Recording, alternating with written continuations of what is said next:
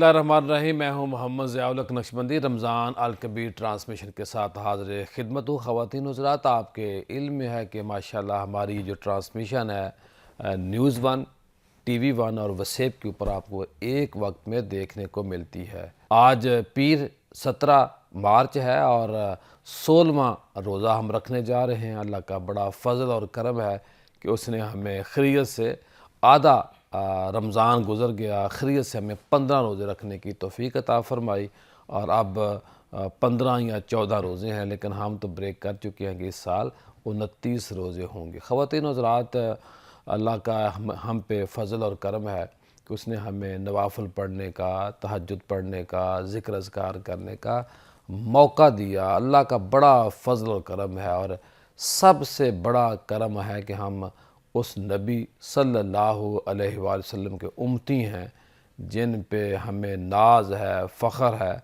जो हमारे इस दुनिया में भी काम आते हैं और आखिरत में भी काम आएंगे। आज की जो शख्सियत है वो बहुत प्यारी शख्सियत है। मोहम्मद ज़ुबैर भट्टी साहब मौजूद हैं। फिर आगे भी इंशाअल्लाह जो पूरे प्रोग्राम में आपको नए नए चेहरों से, नए नए लोगों से मुतारफ़ कराएँगे।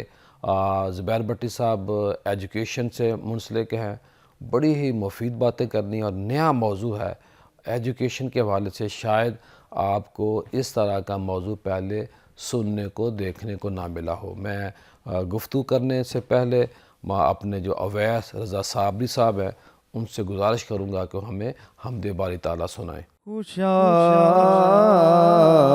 वो दिन हरमे पाक, खुशा दिन हरमे पाक की फिजा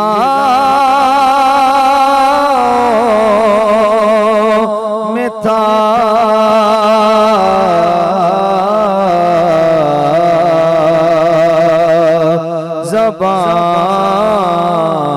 खामोश थी दिल मैं इल्तिजा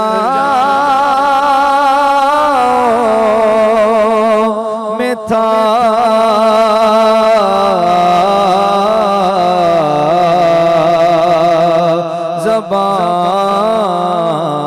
खामोश थी दिल मैं इल्तिजा में था।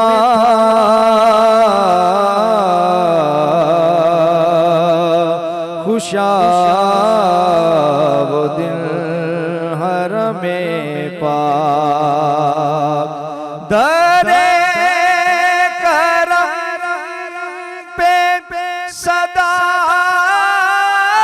दे रहा था अश्कों से। दरे करम पे सदा दे रहा था अश्कों से।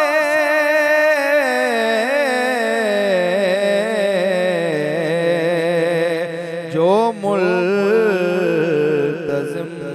पे खड़े थे मैं उन गदाओं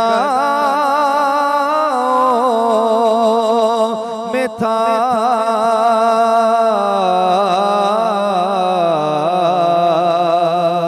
जो मुल्तज़िम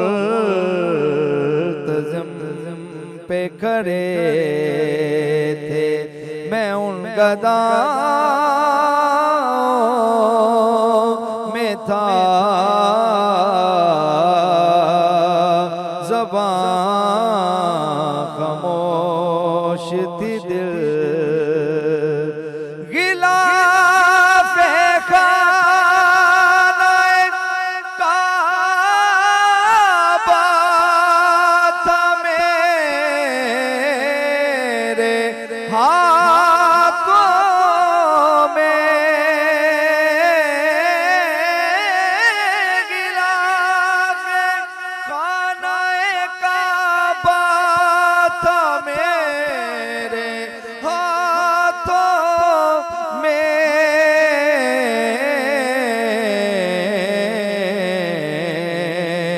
خدا سے عرض و گزارش کی انتہا میں تھا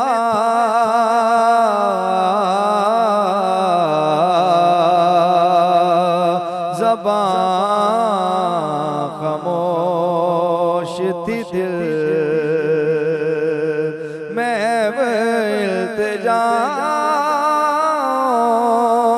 میں تھا خوشا وہ دن حرم پاک حتیم میں میرے سجدوں کی کیفیت تھی عجب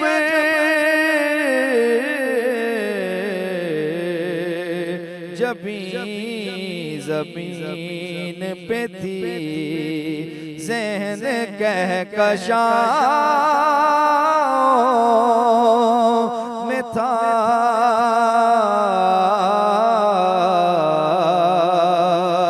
جبیں زمین پہ تھی ذہن کہکشاں میں تھا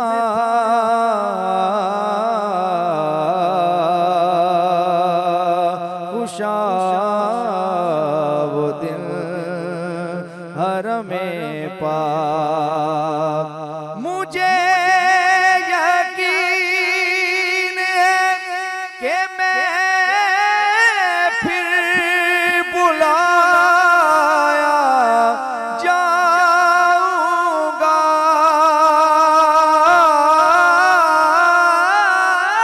مجھے یقین ہے میں پھر بلایا جاؤں گا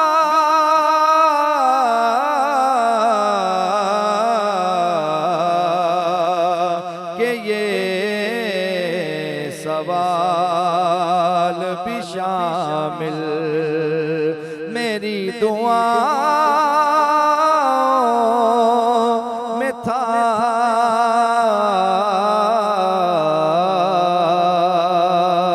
کہ یہ سوال بھی شامل میری دعاؤں میں تھا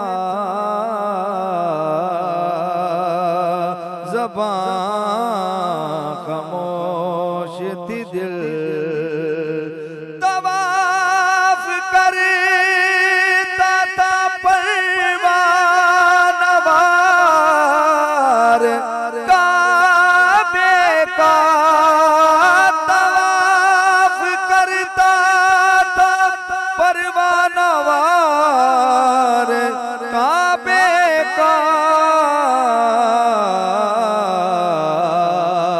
جہان ارض و سما جیسے میرے پاؤں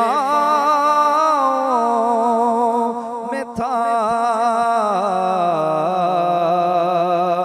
زبان خاموش تھی دل میں وہ التجا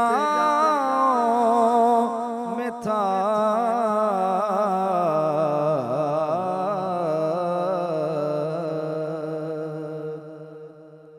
ماشاءاللہ اللہ کا فضل و کرم ہے۔ بھٹ صاحب ہم نے حمد باری تعالیٰ سنا، سحری کا مقدس وقت ہے اور مالک کی مہربانی سے ہم بیٹھے ہوئے ہیں۔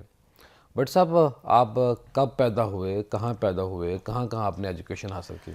جی میری جو پیدائش ہے وہ 1990 کی ہے لاہور میں، اور میری جو ایجوکیشن رہی ہے وہ میں نے اپنی جو اسکول کی ایجوکیشن ہے وہ حاصل کی ہے cathedral school hall road Lahore سے، اور اس کے بعد پھر میرا پنجاب کالج سے جو ہے وہ FSc پری میڈیکل رہا ہے۔ پھر اس کے بعد میں نے ڈاکٹر آف فارمیسی کیا ہے IPS institute of pharmaceutical sciences UVAS university of veterinary animal sciences Lahore سے، اور پھر میرا ماسٹرز ان پولیٹیکل سائنس بھی ہے پنجاب یونیورسٹی سے۔ اچھا ماشاءاللہ۔ تو کن کن اداروں سے آپ منسلک ہیں؟ بہت بڑا کام آپ نے چھوٹی عمر میں کیا ہے۔ بس یہ اللہ کا شکر ہے کہ یہ تعلیم و تدریس سے وابستہ ہوں میں تقریباً کوئی پچھلے 17 سال سے، صحیح۔ اور اس میں میں نے بہت ارلی پڑھانا سٹارٹ کر دیا تھا۔ آئی واز ان کالج جب میں نے پڑھانا شروع کیا، اور پھر اس کے بعد یہ کام چلتا گیا، اور میں نے لاہور کے جتنے بھی ادارے ہیں الحمدللہ، جس میں آپ کا اگر میں اداروں کے نام اگر میں لے سکوں، اگر جی آپ لیں۔ جی، تو اس میں سٹی اسکول ہے، پھر اس میں ایل جی ایس ہے، اور پھر اس کے بعد بلوم فیلڈ ہال ہے، لکاس ہے، تقریباً میں نے تمام بڑے اداروں میں پڑھا رہا ہوں، اور ابھی بھی میں انہی میں سے ہی چند اچھے برانڈس کے ساتھ جو ہے وہ منسلک ہوں ایز آپ وزٹنگ یہ بتائیے کہ آپ کا جو زیادہ لنک ہے پڑھانے کا، جو آپ کا شعبہ زیادہ ہے، وہ ہے اے لیول او لیول کے بچوں کو پڑھانا۔ جی، او لیول اے لیول کی خامیاں کیا ہیں، خوبیاں کیا ہیں؟ او لیول اور اے لیول کی اگر آپ خوبی کی بات کریں تو اس میں جو سب سے اس کی خوبصورت چیز ہے وہ یہ ہے کہ بچے کا جو ہے وہ ایکسپوجر بڑھ جاتا ہے تعلیم کے حوالے سے اور نصاب کے حوالے سے، کیونکہ جو اس کا کریکولم او لیول اور اے لیول کا یہ برٹش کاؤنسل سیٹ کرتی ہے، اور دنیا کے بہترین ایجوکیشنسٹ اس کو سیٹ کرتے ہیں اور جدید تقاضوں کے مطابق سیٹ کرتے ہیں۔ تو اگر آپ اس کو ہم اپنی کتابوں کے ساتھ کمپیئر کریں تو اس کا کانٹینٹ بہت زیادہ اسٹرانگ ہوتا ہے، اس کا کانٹینٹ میں ورائٹی بہت زیادہ ہوتی ہے، بچہ جو ہے اس کی ذہنی صلاحیتیں جو ہیں کتنا وہ بڑھ پیسہ جاتی ہیں۔ جاتا ہے سال میں پاکستان سے باہر برطانیہ میں؟ یہ اس کی آپ کہہ سکتے ہیں کہ ایک نیگیٹو سائیڈ ہو سکتی ہے کہ جی اگر ہم لاسٹ ایئر کی بات کریں تو ایک اندازے کے مطابق صرف پیپر کی فیس کی مد میں تقریباً 42 ارب روپے جو تھے وہ پاکستان سے 42 ارب 42 بلین روپیز وہ پاکستان سے باہر گیا، تو یہ اس کی نیگیٹو سائیڈ ہے۔ اور یہ لیکن ایک سال کا ہے؟ ایک سال کا صرف فیس کی مد میں، تو یہ اس کی آپ کہہ سکتے ہیں خامی ہو سکتی ہے کہ فلائنگ آف کیپٹل ہے، لیکن آپ دوسری سائڈ پہ دیکھیں کہ بچوں کو ایک بہترین کیا تعلیم پاکستان کا جو اس وقت تعلیمی نظام ہے، جس کو ہم میٹرک یا ایف اے کہتے ہیں یا باقی جو ہماری مختلف کورسز ہیں، وہ کیا ناکافی ہے یا اے لیول او لیول ہی ضروری ہے بچوں کے لیے؟ نہیں، میں یہ تو نہیں کہوں گا کہ اے لیول او لیول ہی ضروری ہے۔ آپ دیکھیے کہ میٹرک سائٹ پہ بھی لوگ پڑھ کے بہت بڑے بڑے عہدوں پہ پہنچے ہوئے ہیں۔ پاکستان کی جو اس وقت انٹیلیجنسیا ہے وہ ضروری نہیں ہے کہ وہ صرف او لیول اے لیول کی ہی پیداوار ہو، اس کی ہی پروڈکٹ ہو۔ آپ کو بہت سارے لوگ جو ہیں وہ میٹرک سائٹ سے بھی نظر آئیں گے، ایف ایس سی سائٹ سے بھی نظر آئیں گے، لیکن اس میں بھی کوئی شک نہیں ہے کہ او لیول اور اے لیول جو ہے وہ ایک ڈسٹنکشن کریٹ کرتا ہے، اور اگر یہ ڈسٹنکشن نہ کریٹ کرتا ہو تو پھر آپ ضیاء صاحب دیکھیے کہ جتنا بھی آپ کا مقتدرہ ہے، جتنا بھی آپ کی ایلیٹ ہے، اشرافیہ ہے، جتنے بھی آپ کے وزیر مشیر ہیں، ان کے اپنے بچے کیا کر رہے ہیں؟ ان کے اپنے بچے تو او لیول اور اے لیول ہی کرتے ہیں۔ صحیح بات۔ اور اگر آپ دیکھیں جو لاہور کا جو اس وقت ایک دو بیسٹ سکولز موجود ہیں، اگر میں اگین میں آپ کی اجازت سے اگر نام لے سکوں، ایچیسن کالج ہے، وہ کیا کراتا ہے؟ وہ او لیول اور اے لیول ہی تو کراتا ہے۔ اور آپ بھی اس وقت سٹنگ کیبنٹ کے جو وزیر ہیں ان کے بچے او لیول تو غریب کہاں جائیں پھر؟ غریب کے لیے جو ہے وہ حکومت کو سوچنا چاہیے، اور اس میں اس کی سب سے بڑی جو بات یہ ہے کہ آپ اپنا نظام تعلیم اتنا بہتر کر لیں کہ لوگ او لیول اور اے لیول کی طرف نہ جائیں۔ آپ کے اپنے نظام تعلیم کے اندر بہت خامی ہے، آپ کے امتحانی نظام میں بہت خامی ہے۔ آپ کا بچہ جو ہے وہ آپ کا جو پنجاب ٹیکسٹ بک بورڈ کا جو نصاب ہے اس کے ساتھ شاید انٹرنیشنلی کمپیٹ نہ کر سکتا ہو ویسے جیسے وہ اے لیول کا بچہ کرتا ہے۔ پروگرام کا سلسلہ جاری ہے، ملتے ہیں مختصر بریک کے بعد۔ بریک کے بعد خوش آمدید خواتین و حضرات، الحمدللہ ہم عہد رمضان میں جی رہے ہیں اور روزے رکھ رہے ہیں، یہ اللہ کا انعام ہے۔ اور جب ہم بات کرتے ہیں روزوں کی تو روزوں میں ہم نے اپنے فوت شدگان کو بھی یاد رکھنا ہے۔ ہمارے ذوالفقار راحت صاحب کی بھتیجی کا انتقال ہوا، ان کے لیے دعا کریں کہ اللہ پاک ہماری بیٹی کو جنت میں اعلیٰ مقام عطا فرمائے۔ جوان بیٹی تھی ہماری یہ بھتیجی جس کی میں بات کر رہا ہوں، تو اللہ کا ایک نظام ہے، لیکن افسوس بہت ہوا، نارمل بیماری ہوئی اور اس بیماری کی وجہ سے ان کا انتقال ہو گیا۔ تو ہم ذوالفقار راحت صاحب، ان کے بھائی، ان کی پوری فیملی کے ساتھ تعزیت کرتے ہیں اور اللہ سے دعا کرتے ہیں اللہ پاک ان کی بخشش فرمائے۔ آج मुफ्ती मोहम्मद ख़ान कादरी साहब, जिनको मुहक्किकुल असर कहा जाता है, जिन्होंने दीन के हवाले से बहुत काम किया, उनका यौम विसाल है। मेरा दिल तो करता था कि पूरा प्रोग्राम उनके ऊपर करें, लेकिन इंशाअल्लाह रमज़ान के बाद करेंगे। मालूम ना हो सका तो उनके लिए भी दुआ करें, उनके दराजात की बुलंदी के लिए दुआ करें। हम सब ने जाना है, आज हम किसी के लिए दुआ करेंगे, कल कोई हमारे लिए दुआ करेगा। डॉक्टर ज़हरा रिजवी साहबा तशरीफ़ ला चुकी हैं। आप बहुत अच्छे लेवल पे बड़ा प्यारा काम कर रही हैं और ख़िदमत ख़ल्क़ के जज्बे सरशार हैं। हम अमूमी तौर पे ये समझते हैं कि जी हम लोग ज़्यादा दीन का या ख़िदमत इंसानी का काम कर रहे हैं। डॉक्टर साहबा भी माशाल्लाह काम कर। डॉक्टर साहब, आप कब पैदा हुई, कहाँ पैदा हुई, और आपकी जो प्रोफाइल है, आपकी जो एजुकेशन है, वो कहाँ कहाँ से है? अस्सलाम वालेकुम। अच्छा, मैं पैदा इसी शहर में हुई हूँ। इस शहर से इस मेरा शहर से मुराद कौन सा शहर? लाहौर। लाहौर। तो लाहौर से तो मुझे इश्क है, सही। रूहानी ताल्लुक़ भी है इसी लाहौर शहर। किसी इलाके से या पूरे लाहौर से इश्क है? पूरे लाहौर से। अगर ख़ास पूछो तो मेरा ताल्लुक़ अंदरून मोची दरवाज़ा से है। अच्छा, माशाल्लाह। तो असल लाहौर तो है ही वही। असल वही लाहौर है, जो मेरे ख्याल से 4 फादर्स से हम सही। लोग वहीं पे मुकीम हैं। जो मेरे फादर आर्मी में थे, तो बेसिक जो मेरी एजुकेशन है वो डिफरेंट सिटीज़ में रही। स्टार्ट मैंने किया प्रेजेंटेशन कॉन्वेंट से। सही। आई वाज बोर्न ऑन 29 नवंबर 1989, और उसके बाद शुरू से ही शौक़ था डॉक्टर बनने का। चूँकि अब्बा जान फ़ौज में थे, तो जो पहला इंटरेक्शन था वो CMH का था, तो हमेशा से शौक़ था साड़ी वाली डॉक्टर बनना है। सही। बस फिर उसी तरह जर्नी चलती रही। फिर मैंने जो है O लेवल्स किया, और फिर A लेवल्स किया लाहौर ग्रामर स्कूल से, और उसके बाद फिर मैंने 2008 में CMH Lahore medical college okay. में एडमिशन लिया फॉर मेडिकल, अपनी MBBS के लिए। और during the journey as a medical student मैंने ये रियलाइज़ कर लिया था कि I wanted to be a surgeon, okay. कि मुझे सर्जरी में जाना है। फिर उसके बाद जो हमारा अमल होता है हाउस जॉब की, 2 साल फिर मैंने अपने ही कॉलेज में पढ़ाया बायोकेम डिपार्टमेंट में, और उस दौरान मैंने FCPS पार्ट 1 की तैयारी की। और फिर मेरी जो फॉर्मल ट्रेनिंग है वो जनरल सर्जरी में हुई है, training of physicians and surgeons Pakistan से। और मेरे जो उस्ताद हैं वो बड़े नामवर सर्जन हैं, प्रोफेसर महमूद अयाज। अच्छा, माशाल्लाह। तो मैं उनको, बड़ा नाम है। बहुत बड़ा नाम है, और मैं उनको अपना मेंटोर समझती हूँ। सही। वो मेरे रूहानी बाप भी हैं, तदरीसी बाप भी। आगे क्या इरादा है करने का? तो उन्होंने मुझे मशवरा दिया था ड्यूरिंग द सर्जरी कि मेरे ख्याल से ज़ारा तुम्हें ब्रेस्ट कैंसर की जो सर्जिकल लाइन है उसको परसू करना चाहिए। मैं लाहौर के एक निजी हॉस्पिटल में DHA में काम करती हूँ। वहाँ पर जब मैंने ब्रेस्ट क्लिनिक में काम करना शुरू किया, तो वहाँ पर मुझे रियलाइज़ हुआ कि हमारी जो ख़वातीन हैं वो कंफर्टेबल नहीं है मेल सर्जन्स के साथ। ये बात ठीक है आपकी। और क्योंकि हमारा जो सोशल सेटअप है, इवन अगर मैं यहाँ की नहीं, हम वेस्ट की भी बात करें, जहाँ ख़वातीन हमें लगता है कि मॉडर्न है ड्रेसिंग के एतबार से, स्टिल वो प्रेफर करती हैं कि जो औरत औरत होती है। बिल्कुल, जो आपके कुछ प्राइवेट पार्ट्स हैं उसका मुआयना एक जो फीमेल को फीमेल ही देखे।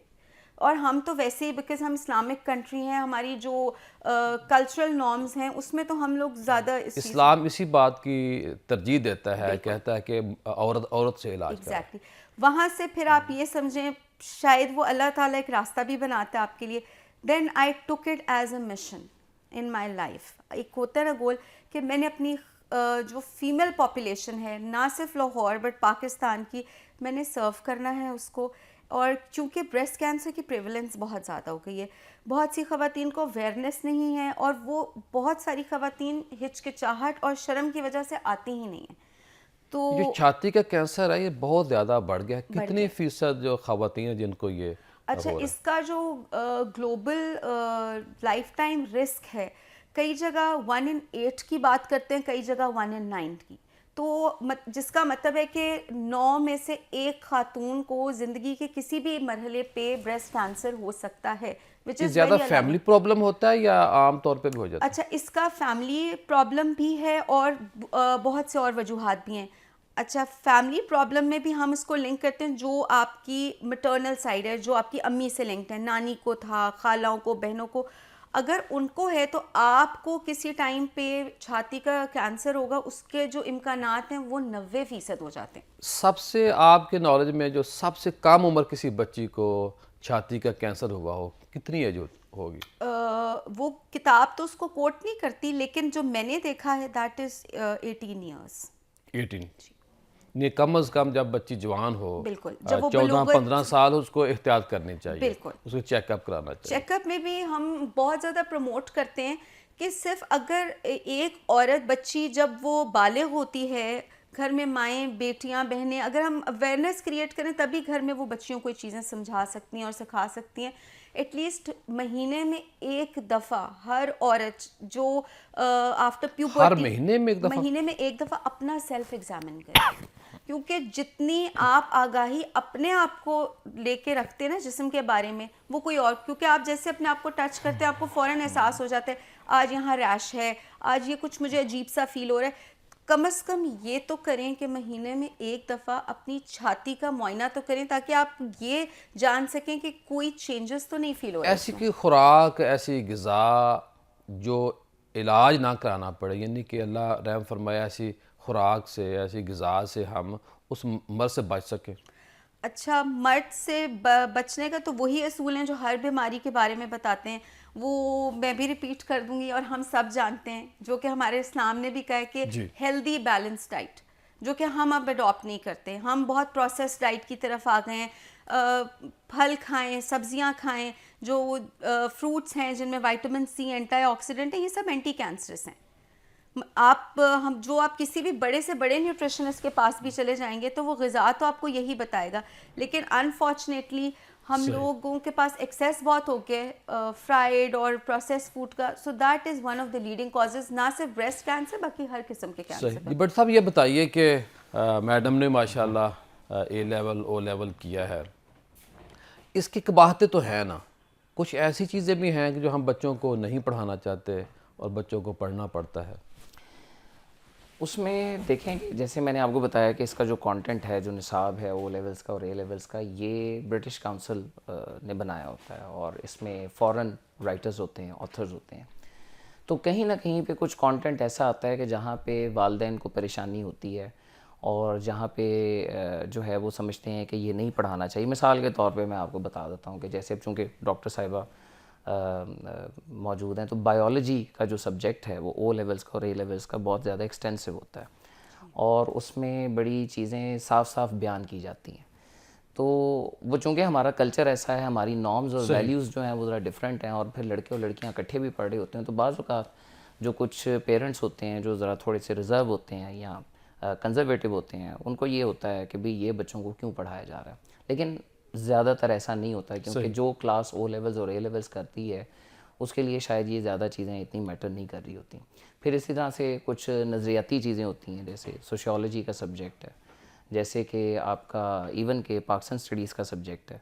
تو او لیولز کی اور اے لیولز کی پاکستان اسٹڈیز میں اور پنجاب یعنی جو ہمارے نظریہ پاکستان ہے، دو قومی نظریہ ہے، اس کو بھی پرابلم آتی ہے، اس کو کمزور کرنے کی کوشش کی جاتی ہے؟ نہیں، ایسا نہیں ہے، کمزور کرنے کی کوشش نہیں کی جاتی، لیکن یہ ہوتا ہے کہ او لیول اور اے لیول کی جو مطالعہ پاکستان ہے وہ جیسا آپ دیکھیں پنجاب ٹیکسٹ بک بورڈ کی جو کتاب ہے اس میں یہ لکھا ہوتا ہے، اتنا سچ لکھا ہوتا ہے کہ جی آپ کے میدانی علاقے گرم ہیں، شدید گرمیوں میں گرم ہے اور شدید سردیوں میں سرد ہے. لیکن او لیولز اور اے لیولز میں جو ہے وہ صحیح تاریخ پڑھائی جاتی ہے، صحیح چیز پڑھائی جاتی ہے. تو وہ پھر جب پڑھایا جاتا ہے تو کچھ ہمارے حلقے ایسے ہیں جو سمجھتے ہیں کہ بچوں کو پورا سچ ہمیں کیوں بتایا جاتا ہے، ہاں پورا سچ کیوں بتایا جاتا ہے.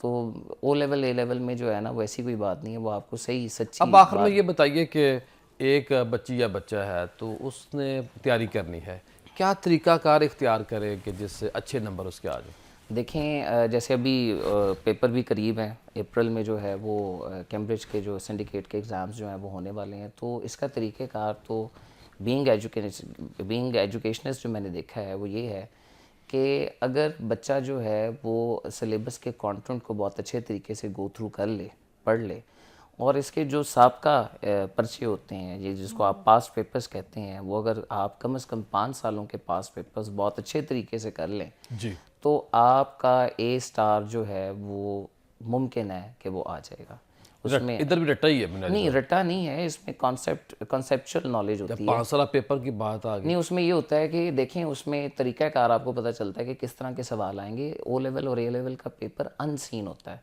उसके अंदर आप ये प्रेडिक्ट नहीं कर सकते कि आपके वो ये क्वेश्चन जो किताब में दिया हुआ है यही आएगा। वो उस तरह का सवाल होता है, उस तरह की चीज़ें होती हैं जिसकी वो प्रैक्टिस करते हैं। प्रोग्राम का सिलसिला जारी है, मिलते हैं मुख्तसर ब्रेक के बाद। ब्रेक के बाद खुश आमदीद। अब हम चलते हैं डॉक्टर साहबा की तरह और डॉक्टर साहबा से हम पूछते हैं कि कैंसर एक बड़ा ख़तरनाक मर्ज़ है और छाती का जो कैंसर है इसकी तादाद बहुत ज़्यादा है पाकिस्तान के अंदर।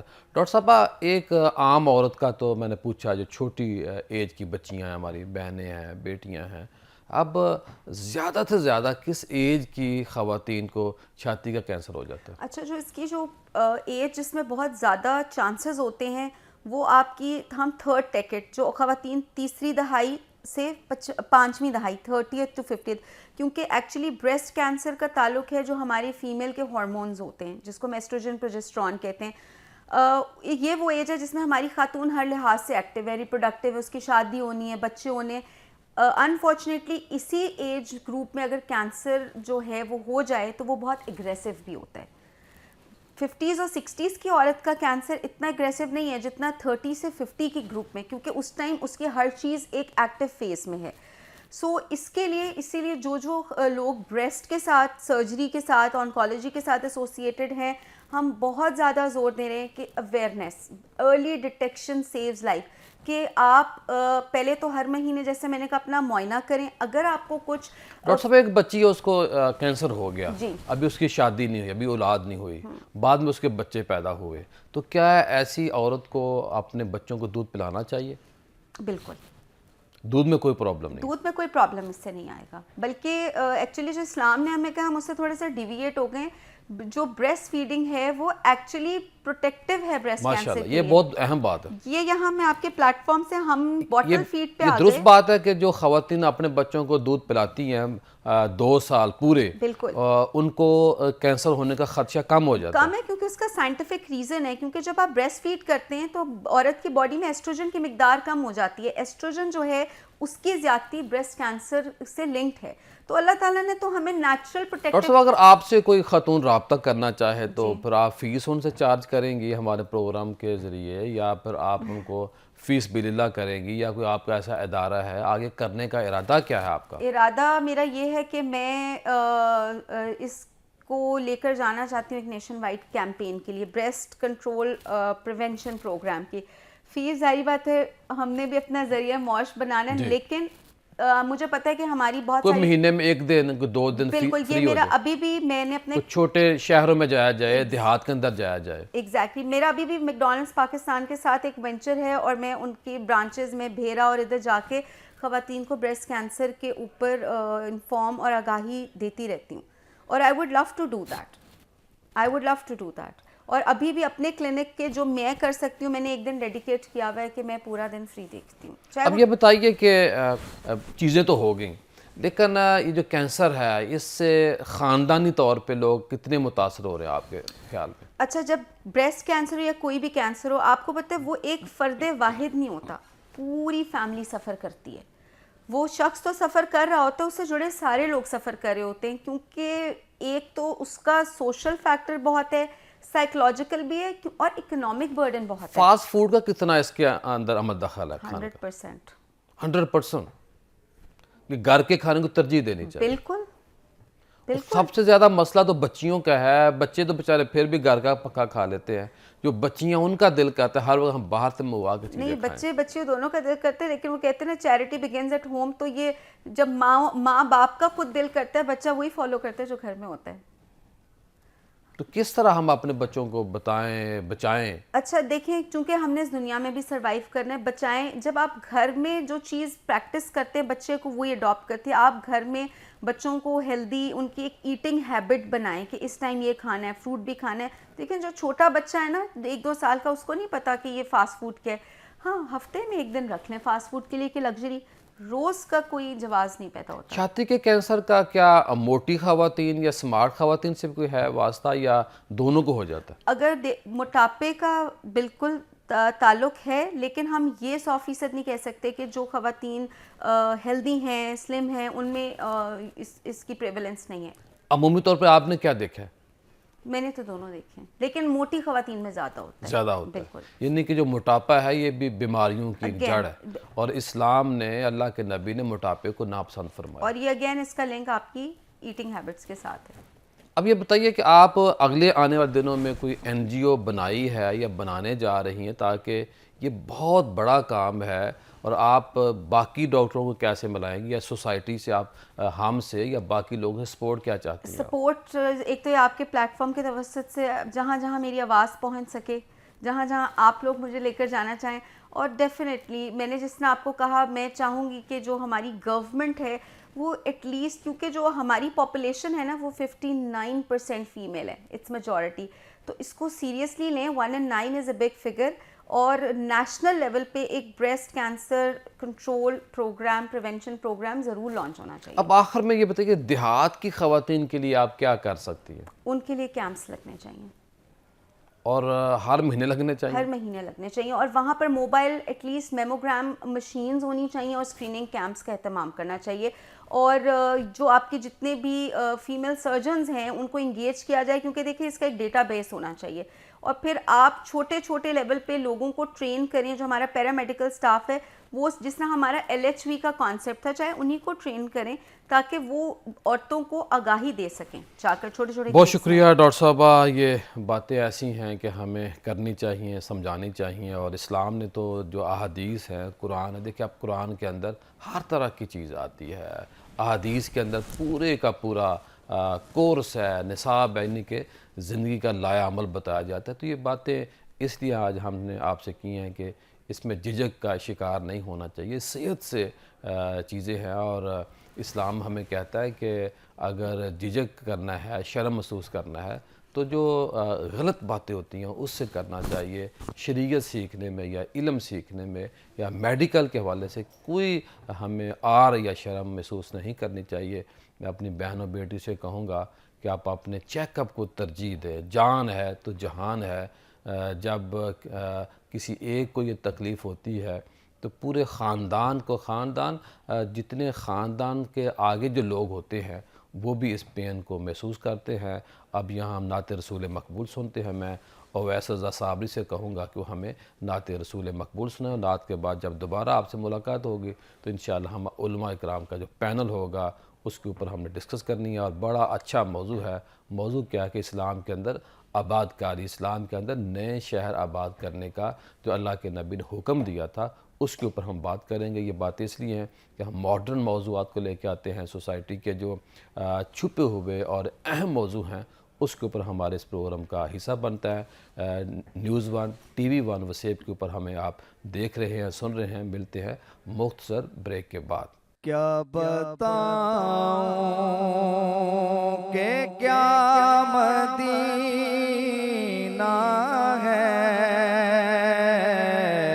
کیا بتاؤں، کیا بتاؤں کہ کیا مدینہ ہے، کیا بتاؤں کہ کیا مدینہ ہے، بس میرا مدعا مدینہ ہے، کیا بتاؤں، اٹھ کے جاؤں کہاں مدینے سے،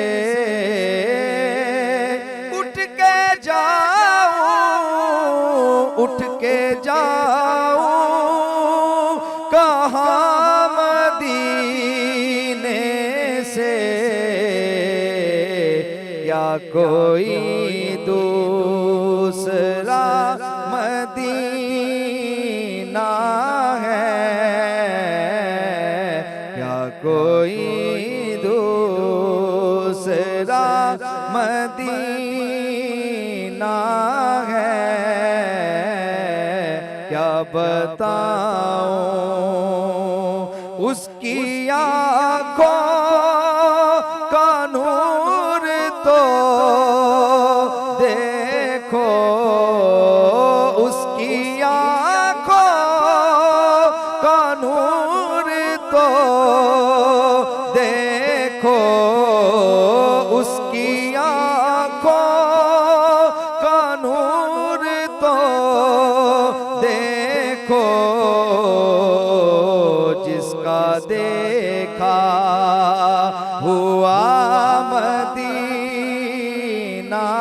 ہے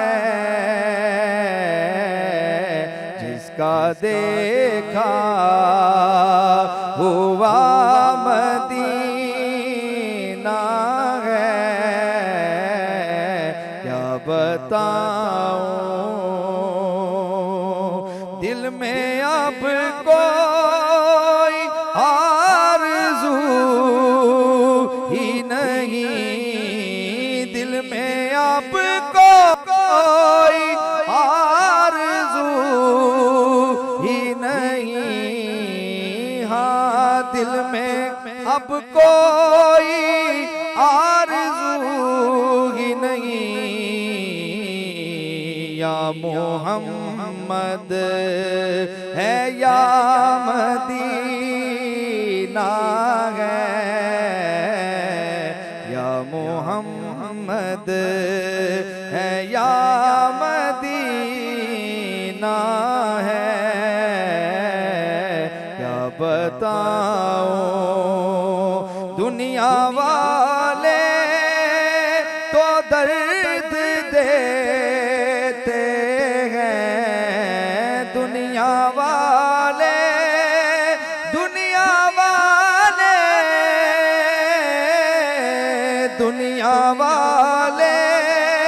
تو درد دیتے ہیں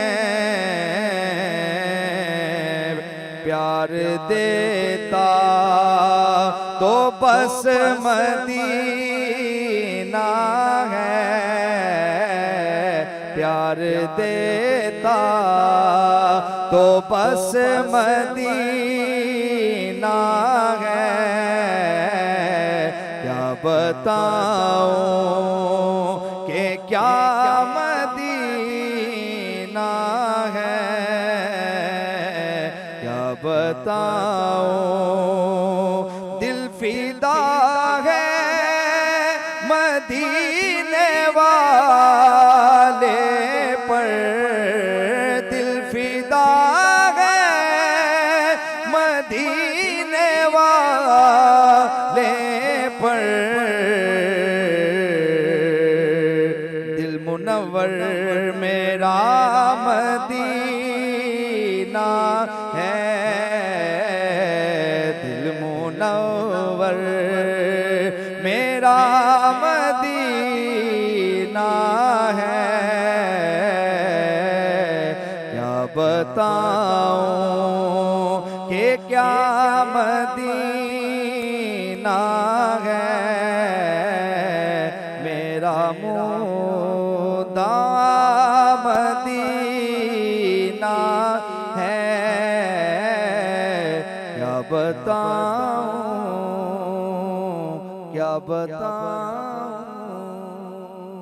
بریک کے بعد خوش آمدید خواتین حضرات اب ہم پروگرام کے اس حصے میں داخل ہو چکے ہیں جہاں ہم آپ سے علماء اکرام کی میٹنگ کراتے ہیں ملاقات کراتے ہیں ان سے ہم سوالات کرتے ہیں وہ ہمیں جوابات دیتے ہیں اور آج ہمارا موضوع ہے اسلام کے اندر جو نئے شہر ہیں نئی آباد کاری ہے اس حوالے سے اسلام ہمیں کیا کہتا ہے اللہ کے نبی صلی اللہ علیہ وآلہ وسلم نے ہمیں دین فطرت دیا ہے اور دین فطرت جو ہمیں دیا ہے اس کے اندر ہر طرح کی ہر چیز موجود ہے چاہے دنیا کا کائنات کا کوئی بھی پرابلم آ جائے اسلام اس کا ہمیں حل پیش کرتا ہے اور ماڈرن مسائل کے حل کے لیے اجتہاد کا راستہ ہمیں دیتا ہے اور آج جو ہمارا موضوع ہے اس موضوع کے حوالے سے اللہ کے نبی نے بہت پہلے یہ کہہ دیا تھا کہ 500 ہاتھ تک جو سوسائٹی ہونی چاہیے تقریباً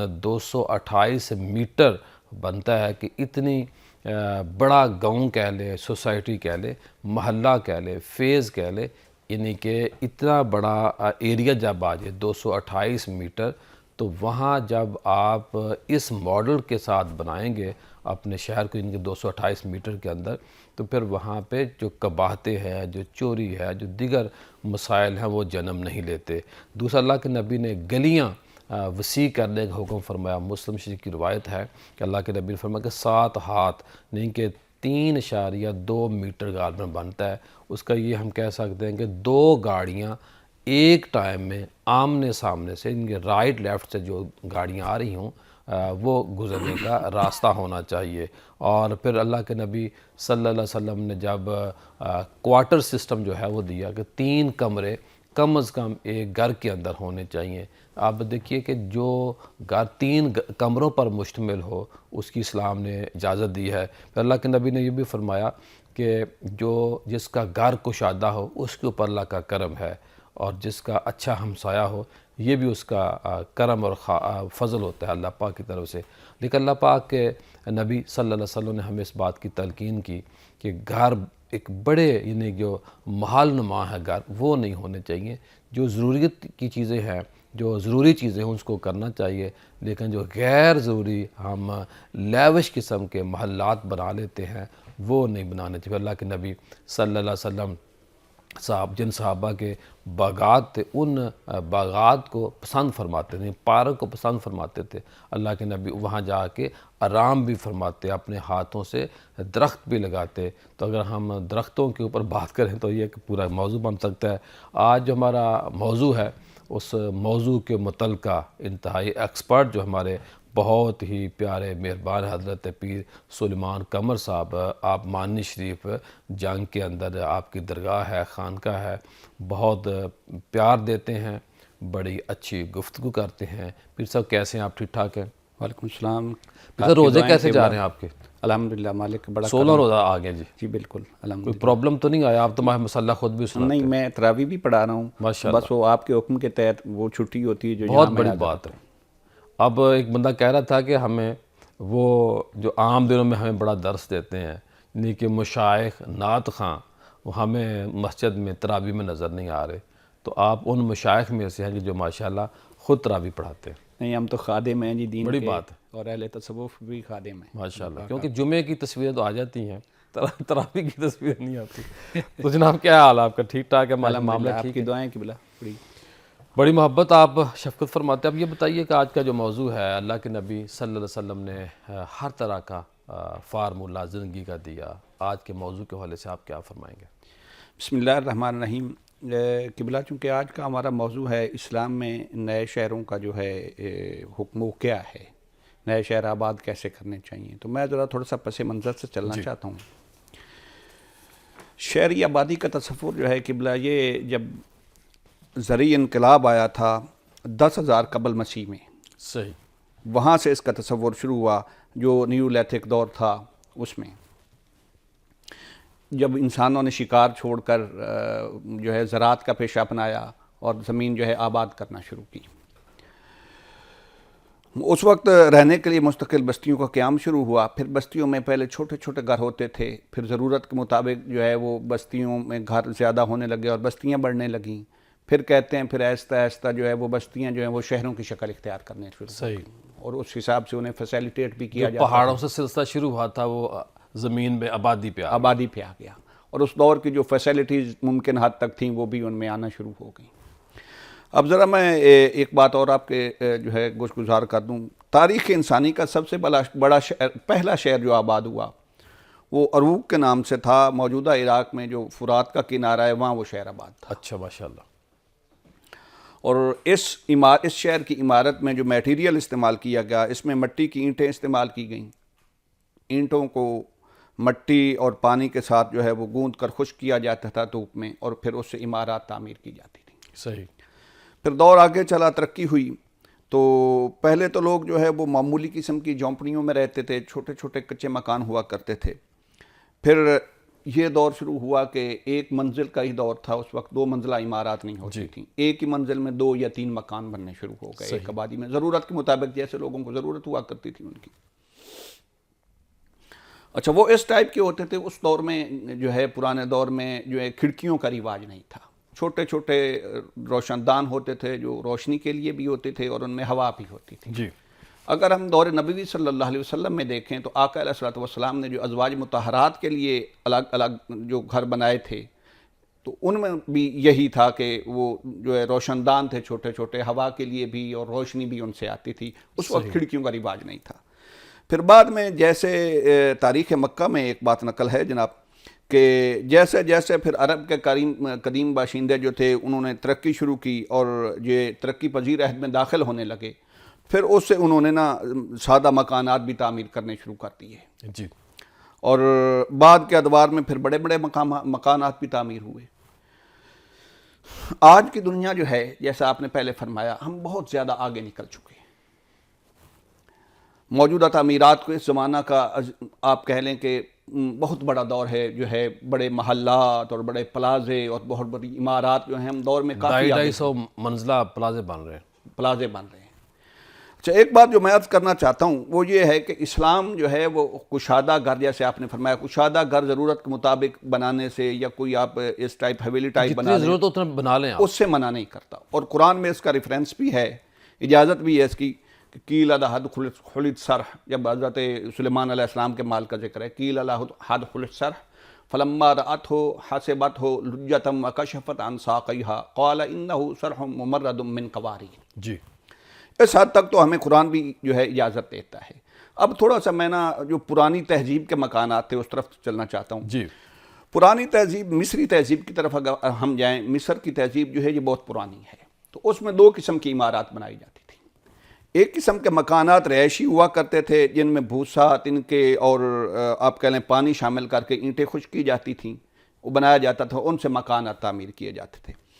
اور کچھ جو ہے مقبروں کے لیے اور جو عمارتیں یوں سمجھ لیں کہ اس دور کی سرکاری عمارتیں یا مقبرے وغیرہ ہوتے تھے، ان کے لیے پتھر لائے جاتے تھے، اسپیشل پتھر لائے جاتے تھے۔ اب اس کی مثال، بہت بڑی مثال، اہرام مصر ہے۔ جی، جب اس کی تعمیر کی گئی تو کہتے ہیں کہ 55 لاکھ ٹن چونا استعمال کیا گیا اس عمارت کی تعمیر میں، اور تقریباً دوسرے پتھر جو تھے جس میں گرینائٹ بھی کہتے ہیں اور کئی قسم کے اور بھی پتھر تھے، وہ بھی کئی قسم کے استعمال کیے گئے، اور تقریباً 800 کلومیٹر سے یہ مختلف جانوروں پر اس وقت جو سامان لانے والی جو بھی سواریاں پر اور ہاتھیوں پر لاد کر لائے گئے۔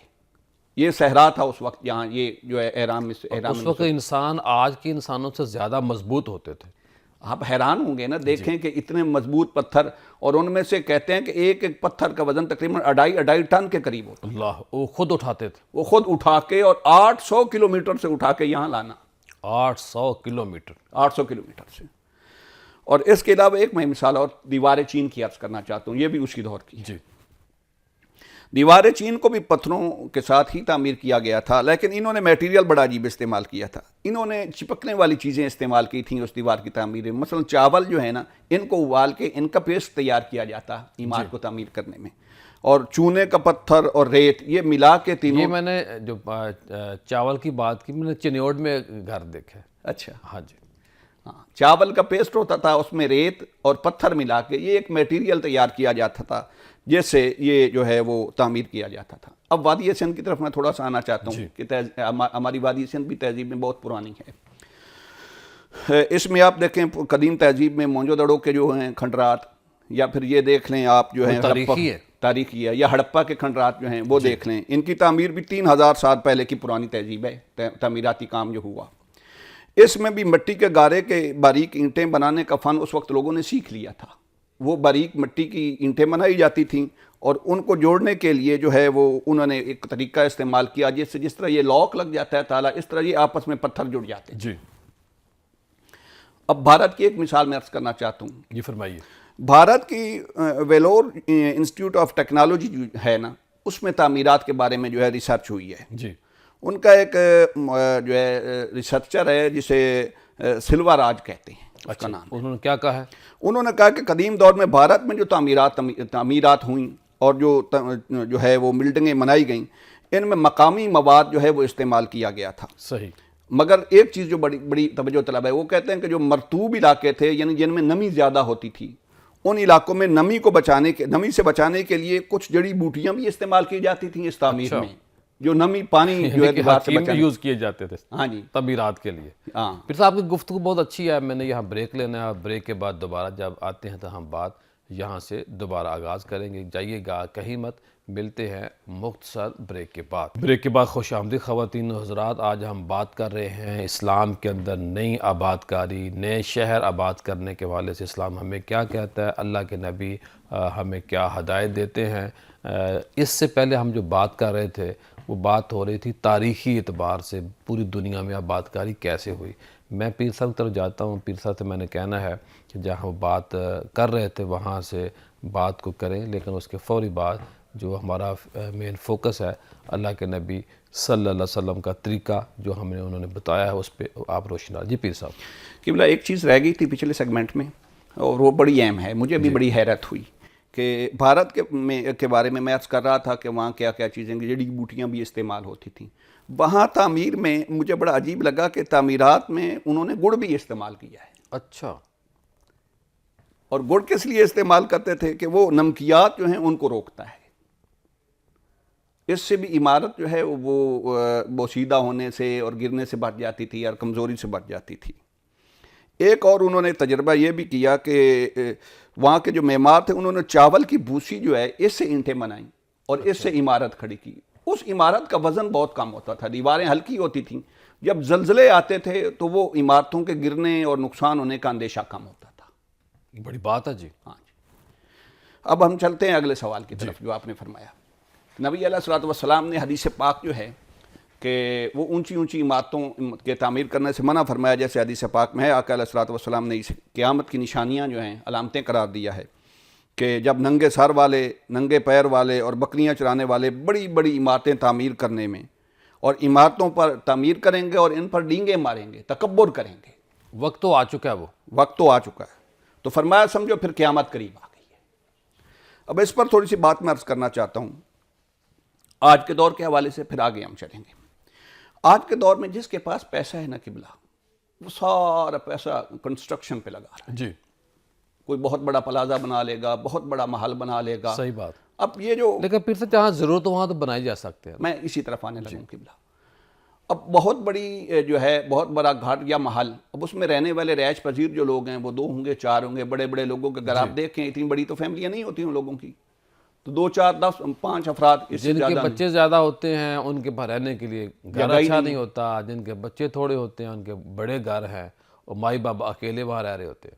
ہاں آپ دیکھ لیں, اب یہاں لاہور میں ہی آپ دیکھ لیں کہ ایکڑز میں بھی گھر ہیں, کئی ایکڑز میں گھر ہیں بڑے بڑے لوگوں کے. لاہور ڈی ایچ اے کے اندر ایک ہمارے دوست انہوں نے ایک ادارہ بنایا ہوا ہے, کمرشل ہے. وہاں بچے ہیں نہیں گھروں کے اندر, تو جو مائی بابا ہے وہ پورے ڈی ایچ اے کے مختلف گھروں سے مائی بابا وہاں آ جاتے ہیں, وہاں باتیں کرتے ہیں, کھانا کھاتے ہیں. یعنی کہ گھر بڑا ہے لیکن گھر میں لوک آفٹر کرنے والا کوئی نہیں. بالکل. بیریا میں دیکھیں ایک بہت بڑا گھر ہے. تو آگے چلتے ہیں. میں عرض کر رہا تھا کہ یہ اسراف ہے, اس سے اسلام نے منع کیا ہے. آپ کی جتنی ضرورت ہو اتنا گھر بنائیں. اب یہاں تو یہ ہے قبلہ کہ آپ دیکھیں کہ فیشن بن گیا ہے, ایک گھر بنایا نا ایک محلے میں تو دوسرا کہے گا اس سے گھر اونچا بھی ہونا چاہیے اور اس سے زیادہ خوبصورت بھی ہونا چاہیے. اس کو جو ہے پیغمبر اسلام صلی اللہ علیہ وسلم نے منع فرمایا ہے. یہ بے جا اسراف ہے. صحیح. اور آقا علیہ الصلوۃ والسلام کا فرمان ہے اس پر کہ اللہ تعالیٰ جس کی رقومات کو یعنی پیسے کو ضائع کرنے کا ارادہ فرماتا ہے اس کے پیسے کو مٹی اور گارے میں خرچ کرا دیتا ہے. اللہ اکبر. یعنی وہ تعمیرات میں خرچ کرتا ہے. وہ بناتا رہتا ہے, بناتا رہتا ہے, اس کو رہنا خود نصیب نہیں ہوتا. نصیب نہیں ہوتا. اور سرکار فاروق اعظم رضی اللہ تعالیٰ عنہ نے ارشاد فرمایا, آپ سے روایت ہے کہ نبی اکرم صلی اللہ علیہ وسلم نے ارشاد فرمایا کہ جب کسی قوم کا کام بگڑتا ہے, اب دیکھیں یہ عام گھر کی طرف نسبت نہیں بلکہ مسجد کی بات ہو رہی ہے. جب کسی قوم کا کام بگڑتا ہے تو وہ اپنی مسجدوں کو نقش و نگار اور بیل بوٹوں سے آراستہ کرتے ہیں. اوہ ہوئے ہوئے. اور یہ بھی ہو رہا ہے. اور یہ بھی ہو رہا ہے. یہ ابن ماجہ کی حدیث ہے. یہ سب کچھ ہو رہا ہے. یہ سب کچھ ہو رہا ہے. پھر قیامت تو آنے والی ہے. عبداللہ بن عمر رضی اللہ تعالیٰ عنہ سے روایت ہے, وہ فرماتے ہیں, یہ ترمذی شریف کی حدیث ہے کہ ہم لوگ اپنے مٹی کے گھر تعمیر کر رہے تھے, مرمت کر رہے تھے, تو اتنے رسول کائنات صلی اللہ علیہ وسلم کا وہاں سے گزر ہوا. جی. تو آقا نعمت صلی اللہ علیہ وسلم جب وہاں سے گزرے تو ہم لوگوں نے عرض کی حضور آقا علیہ السلام نے پوچھا یہ کیا کر رہے ہو؟ تو ہم نے عرض کی یا رسول اللہ صلی اللہ تعالیٰ علیہ وسلم, یہ کمزور ہو گیا تھا گھر تو ہمیں اس کو ٹھیک کر رہے ہیں, اندیشہ تھا کہ گر نہ جائے. صحیح. تو میرے آقا علیہ الصلوۃ والسلام نے جو بات ارشاد فرمائی وہ توجہ سے قبلہ سنیے گا. جی فرمائیے. فرمایا کہ میں ایک خاص امر کو اس سے بھی جلدی آتے ہوئے دیکھ رہا ہوں. اللہ. یعنی انسان کی اپنی تو گارنٹی ہے نہیں. وہ بناتے بڑی بڑی عمارتیں ہیں. بناتے بڑی بڑی عمارتیں ہیں. صحیح. آقا دو جہاں صلی اللہ علیہ وسلم کا جو فرمان ذی شان ہے نا قبلہ, وہ یہ ہے، مولانا مناظر حسن گیلانی نے بڑی خوبصورت بات کی ہے. یہ بات بڑی پیاری ہے، مجھے یاد آ گئی، لیکن میں چاہ رہا ہوں یہاں بریک لے لیں. بریک سے پہلے ہم نعت سنتے ہیں، اور میں اویس دا صابری سے کہوں گا کہ وہ ہمیں نعت رسول مقبول سنائیں، یا کوئی بھی کلام جو پیارا سا سنانا چاہتے ہیں وہ ہمیں کلام سنائے. اور بریک کی طرف جائیں گے، اور بریک کے بعد جب پیر صاحب سے دوبارہ ہم بات کریں گے تو جہاں پیر صاحب اپنی بات کو ختم کیا ہے یہاں سے آگے بات پوری آپ کو سنائیں گے. ملتے ہیں ایک مختصر بریک کے بعد. رحمت کا ہے دروازہ کھلا، مانگ ارے مانگ. رحمت کا ہے دروازہ کھلا، مانگ ارے مانگ. دیتا ہے کرم ان کا صدا، مانگ ارے مانگ. دیتا ہے کرم ان کا صدا، مانگ ارے مانگ. آ جائے گا ایک روز بھی طیبہ سے بلاوا، آ جائے گا ایک روز بھی طیبہ سے بلاوا، آ جائے گا ایک روز بھی طیبہ سے بلاوا. ہر وقت مدینے کی دعا مانگ ارے مانگ. ہر وقت مدینے کی دعا مانگ ارے مانگ. دیتا ہے کرم کا صدا، مانگ ارے مانگ. مایوس نہ ہو یہ میرے لجپال کا در ہے، مایوس نہ ہو یہ میرے لجپال کا در ہے.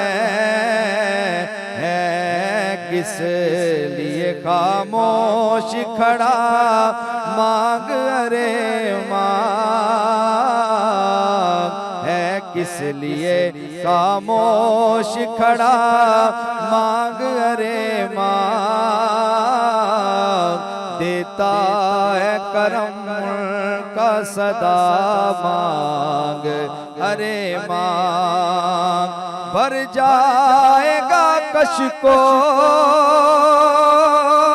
مرادوں سے تیرا بھی، بھر جائے گا کشکول مرادوں سے تیرا بھی. بن کر میرے آقا کا گدا، مانگ ارے مانگ. بن کر میرے آقا کا گدا، مانگ ارے مانگ. دیتا ہے کرم کا صدا، مانگ ارے مانگ. سرکار سے سرکار کو مانگوں گا نیازی، سرکار سے مانگوں گا میں سرکار نیازی. سرکار نے جس وقت کہا مانگ ارے مانگ، دیتا ہے کرم کا صدا، مانگ ارے مانگ. آتا ہے انہیں منگتا پہ پیار کچھ ایسا، خود بھیک دے اور خود کہیں منگتے کا بھلا ہو. منگتا تو رہا منگتا، کوئی شو میں دکھا دو جس کو میری سرکار سے ٹکڑا نہ ملا ہو. سرکار نے جس وقت کہا مانگ ارے مانگ، دیتا ہے کرم کا صدا مانگ ارے مانگ، رحمت کا ہے دروازہ کھلا مانگ ارے مانگ، دیتا ہے کرم کا صدا مانگ ارے مانگ۔ بریک کے بعد خوش آمدید خواتین و حضرات، آج ہمارا موضوع ہے اسلام کے اندر آباد کاری، نئے شہر آباد بنا کرنا، اور اسلام نے ہمیں کیا درس دیا ہے، کیا حکم دیا ہے۔ میں پروگرام کے آخر میں آپ کو یہ کہنا چاہ رہا ہوں، اور پیر صاحب سے بھی بات کی میں تصدیق کراؤں گا، رائے لوں گا کہ لوگ گھروں کے باہر چبوترے بنا دیتے ہیں، یعنی کہ وہ گھر میں انٹری کے لیے، اور اونچے ہوتے ہیں، اور وہ 2-2 1.5 فٹ روڈ گلی کے اندر آتے ہیں۔ یہ شرعی طور پہ جائز نہیں ہے، اور ہر بندہ، جیسے پیر صاحب پہلے فرما رہے تھے کہ ہر بندے کی خواہش ہے کہ میرے جو گھر کا دروازہ ہے وہ دوسرے والے سے اونچا ہو جائے، یہ بھی شرعی طور پہ درست نہیں ہے۔ ایکول سسٹم ہونا چاہیے، اور گلیوں کے اندر جو عام گلیاں ہوتی ہیں، ان گلیوں کے اندر جو چھوٹے چھوٹے ہم سپیڈ بریکر کہہ لیں وہ بنا دیتے ہیں، یہ بھی شرعی طور پہ درست نہیں ہے۔ کہ یہ ایسی گاڑیاں ہوتی ہیں جو نیچے لگتی ہیں، ان کو نقصان ہوتا ہے، لیکن یہاں یہ بھی بات ہم نے سامنے رکھنی ہے کہ جو گاڑیاں چلانے والے ہیں، یا بائک چلانے والے ہیں، سائیکل چلانے والے ہیں، وہ اس بات کا خیال رکھیں کسی کا نقصان نہ ہو۔ ساتھ ساتھ میں نے یہ بھی کہنا ہے کہ گلیوں کے اندر، بازاروں کے اندر یہ جو چیزیں سیل کرنے والے آ جاتے ہیں، ان کو نہیں آنا چاہیے۔ کیوں نہیں آنا چاہیے؟ کیونکہ اس سے بھی قباحتیں جنم لیتی ہیں، لوگوں کا آرام متاثر ہوتا ہے۔ تو جو آرام دہ اچھی سوسائٹیاں ہیں، ان کو بھی وہاں پہ بھی یہ نہیں ہوتا، اور جو نئی سوسائٹیاں پھر سب بن رہی ہیں، وہاں پہ بڑا اچھا ہوتا ہے کہ مارکیٹ ایک جگہ پہ ہوتی ہے، یہ نہیں ہے کہ جہاں چاہے کوئی گلی اپنا دکان بنا لے۔ یہ سنت نبوی ہے جی جی بالکل بالکل، یہ فرمائیے جی۔ اب ہم پروگرام کے آخری حصے میں جی قبلہ میں جو بات عرض کر رہا تھا اس کو ذرا عرض کر کے میں پھر اس سوال کی طرف آتا ہوں کہ مولانا مناظر حسن گیلانی جو ہیں وہ الغازی میں حضرت ابوذر غفاری رضی اللہ تعالیٰ عنہ کا زہد اور تقویٰ جو ہے، اور یہ جو ہم چونکہ رہائش پہ بات کر رہے ہیں، گھر پہ، اس بارے میں جو نقل کرتے ہیں بڑی خوبصورت بات ہے۔ وہ فرماتے ہیں کہ حضرت صلی اللہ علیہ وسلم نے راہبانہ صحرا نوردیوں سے روکا بھی تھا، اور اس دنیا کو ایک گزرگاہ اور مسافر سے، اور گزرگاہ اور راستہ سے تشبیہ دے کر اپنے آپ کو ایک مسافر کی طرح سمجھنے کے لیے تاکید فرمائی تھی۔ اللہ اکبر۔ کہ یہ دنیا جو ہے یہ ایک گزرگاہ ہے، راستہ ہے، آپ ایک مسافر خانہ ہے، مسافر خانہ ہے، آپ نے یہاں سے نکل جانا ہے۔ تو حضرت ابوذر غفاری رضی اللہ تعالیٰ عنہ جو ہیں، انہوں نے ان دونوں ارشادات پر جو تطبیق کے ساتھ عمل کیا، وہ میں آپ کے سامنے رکھنا چاہتا ہوں 1 منٹ میں۔ آپ جب تک مدینہ منورہ میں رہے، زیادہ تر ادھر ادھر پڑے رہتے، کبھی جناب آپ مسجد میں، کبھی صفہ میں سو جاتے، اور اس کے بعد جہاں کہیں جو ہے وہ چلے جاتے تو ایک کمبل کا جو ہے خیمہ ہے وہ لگا لیتے، وہاں زندگی بسر کرتے۔ صحیح۔ پھر شام کے شہر دمشق میں جب چلے گئے تو وہاں بھی آپ نے صوف یعنی کپڑے کا ایک جو ہے وہ خیمہ نصب کیا، اپنے بال بچوں کو وہیں وہ اس خیمے میں رکھا کرتے تھے۔ جی۔ ایون آپ دیکھیں کہ جب حضرت ابوذر غفاری رضی اللہ تعالیٰ عنہ کا وصال ہوا تو لوگوں نے دیکھا کہ آپ کی جو لاش مبارک ہے وہ اسی خیمہ میں پڑی ہوئی تھی جو وہ کپڑے سے بنا ہوا۔ اللہ اکبر، اللہ اکبر۔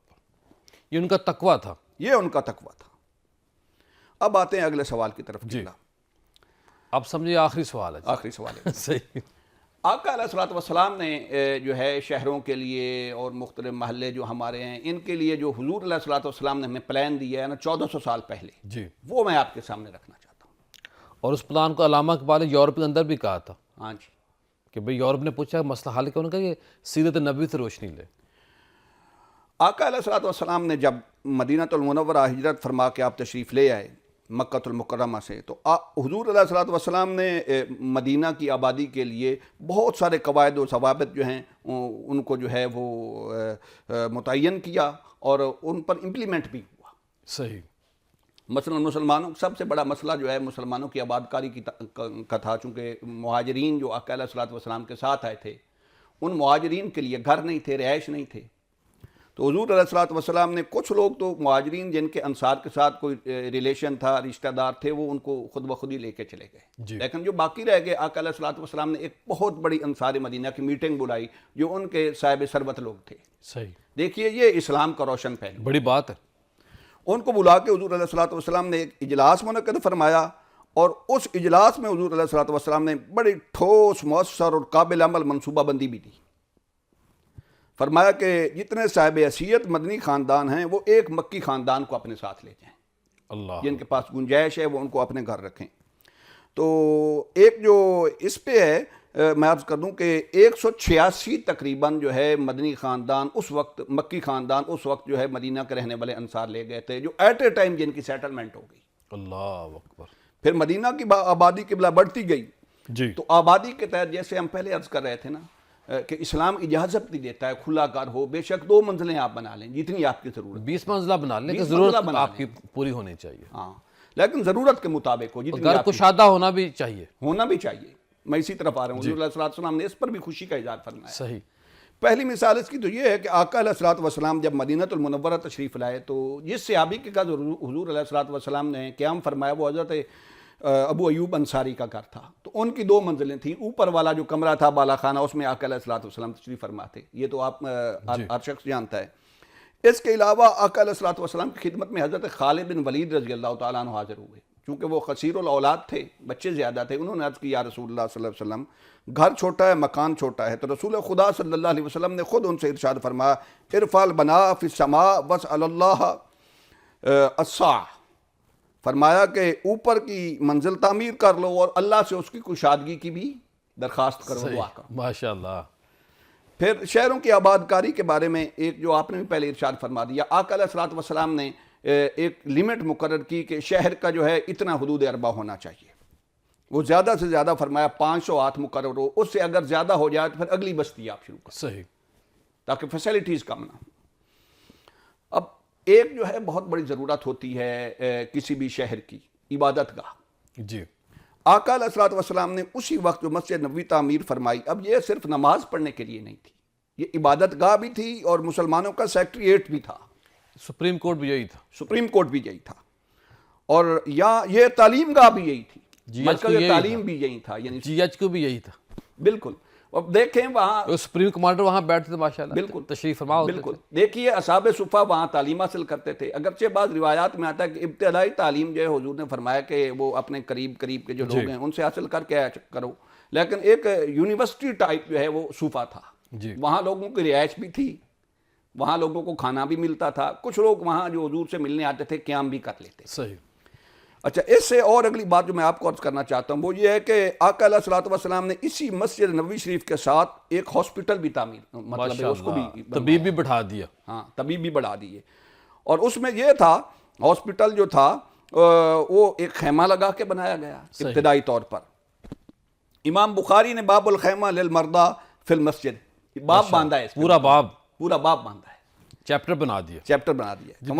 جی جلدی سے سپیڈ سے. جی وہاں خیمہ نصب کیا گیا, وہاں علاج بھی ہوتا تھا. اسی طرح تفریح گاہوں کا قیام بھی آقا علیہ السلام نے فرمایا کہ تفریح گاہیں بنائی جائیں اور وہاں لوگوں کو وادی عتیق میں منتخب جو ہے ایک علاقہ, وہاں حضور علیہ السلام گھوڑوں کی تربیت بھی ہوتی تھی, حضور وہاں تشریف بھی لے جاتے تھے, وہاں درخت بھی لگوائے. ٹھیک ہے. پھر اسی طرح آقا علیہ السلام نے شہر کی تزئین اور شجر کاری کا اہتمام بھی فرمایا. ماشاءاللہ. اس کے علاوہ دیکھیے روشنی کا انتظام بھی مسجد نبوی میں فرمایا. ایک صحابی تھے, میں بس کلوز کریں, ایک صحابی تھے, حضور علیہ الصلوۃ والسلام نے ان سے کہا کہ مسجد کو روشن کرو. تمیم ان کا نام تھا. جب آقا علیہ الصلوۃ والسلام تشریف لائے تو مسجد روشن تھی. ماشاءاللہ. آپ نے پوچھا کون ہے, فرمایا یہ میرا غلام ہے, اس کا نام فتح ہے. حضور اتنا خوش ہوئے, فرمایا نہیں اس کا نام فتح نہیں, اس کا نام سراج ہے. اللہ اکبر, اللہ ماشاءاللہ.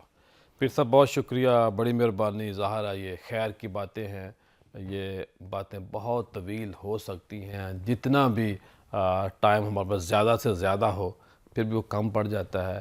اللہ کے نبی کے پیاروں کا ذکر ہی ایسا ہے کہ ہمیں ہر حوالے سے روشنی ملتی ہے, رہنمائی ملتی ہے. دنیا تو آج جا رہی ہے نا اس سائڈ پہ, میرے نبی نے کئی صدیاں پہلے یہ سب کچھ بتا دیا تھا. خواتین حضرات, آج ہمارا جو وظیفہ ہے وہ ہے وظیفہ یا نور ہو. نماز فجر اور نماز عشاء کے بعد 313 بار پڑھنا ہے اور آپ کو نور الہیہ حاصل ہوگا. جو سیاہ دل ہوتے ہیں, جو سخت لوگ ہوتے ہیں دل کے, اگر یہ چاہتے ہیں کہ ہم نیکی کی طرف جائیں تو وہ اس وظیفے کو پڑھے.